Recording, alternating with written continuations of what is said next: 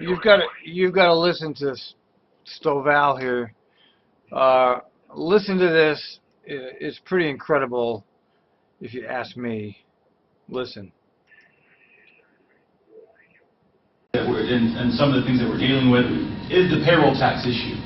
Should payroll tax growth resulting from employment growth be dedicated to restoring and expanding service? Now, on the Should payroll tax be devoted to expanding and restoring service? Well, that's a no-brainer. Obviously, yes. So let's hear how he continues to qualify that yes. This is fascinating. surface, that question seems pretty straightforward. I mean, someone can say, well, yes, we should do that. But there are other things that we have to take a look at. We have to take a look at things like inflation. What is inflation doing? What are our underlying costs of delivering services to you, our customers? What's that underlying cost doing? What are our underlying costs doing? What are the costs, the general costs, which sometimes we refer to as CPI, Consumer Price Index? What are those inflation numbers doing? And how does that impact our ability to take those additional revenues from employment growth and put those into new service? And how does that impact us both short-term and long-term? Well, yeah. I mean, obviously, you got to pay the continuing cost before you can expand anything.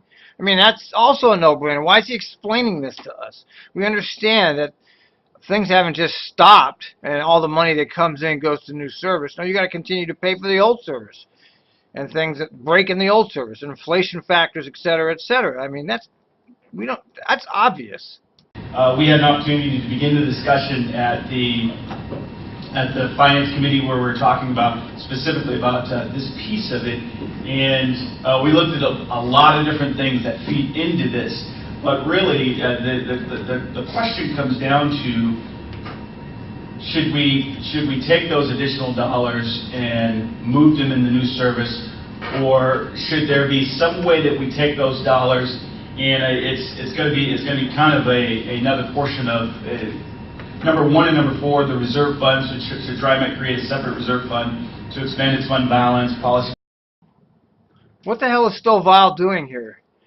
He's just taking this issue and he's obscuring it with this useless conversation, and he won't make the point.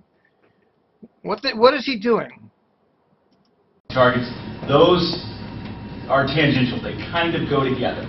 Because some of those, because you would ask, what would you do with those additional dollars? Well, some of those additional dollars would then go into a reserve so that if our economy, as it did in 2008, 2009, takes another dive, at that point in time, we can maintain a level of service and maintain expectations of what people have for the system.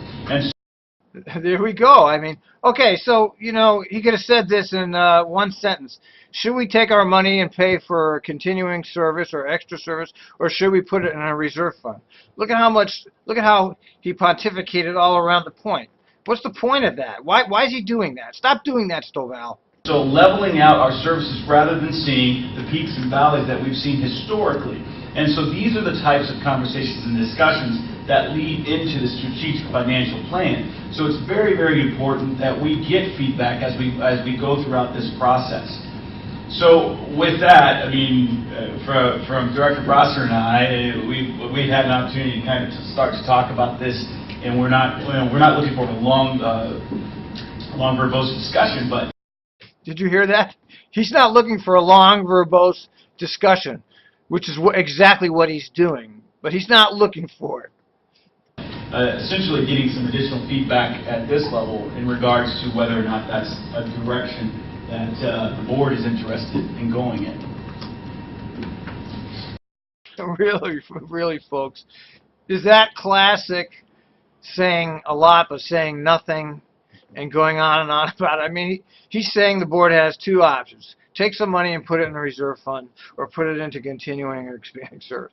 That's what all of that verbosity comes out to. It doesn't seem very complicated to me.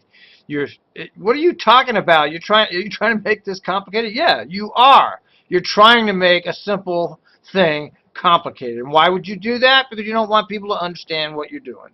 That's how politicians work.